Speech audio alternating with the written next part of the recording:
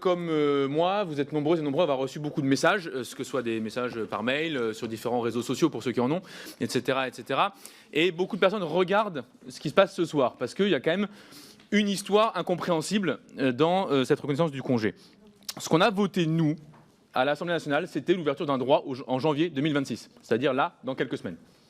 Les sénateurs ont décidé de le repousser d'un an. Alors ils ont dit, parce que problème d'informatique, blablabla. Alors bon, je ne sais pas dans quel monde ils sont. Est-ce qu'il y a un truc que le Minitel n'est pas branché? Je ne sais pas.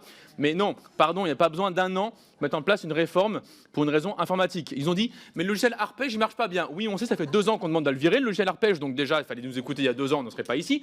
Et si le logiciel Arpège était un problème, eh bien on le remplace et on prend un autre prestataire et ce n'est pas un souci. Voire même on fait de l'open source. Pareil, on est disponible pour faire une réunion là-dessus. Mais on n'a pas le temps. Bon, nous, on est toujours disponible pour venir dépanner les bêtises du gouvernement. De toute façon, on n'a pas le choix parce que c'est notre quotidien. Donc, ce qu'on propose ici, c'est d'ouvrir ce droit au congé à partir de juillet prochain. Parce que si on ouvre à partir de juillet, ça peut inclure les enfants nés en janvier.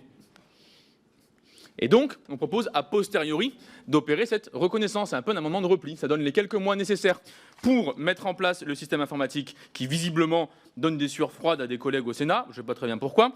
Mais en même temps de maintenir l'ouverture des droits pour l'année 2026. Faisons ça, c'est très attendu. Il y a plein de personnes qui ont organisé leur vie dans les mois qui viennent parce qu'elles se projetaient dans ce congé-là. Je pense qu'on ne peut pas les regarder les yeux dans les yeux, leur répondre, leur écrire en disant non, on vous décale d'un an, parce que décaler d'un an, c'est évidemment leur retirer le bénéfice de ce droit.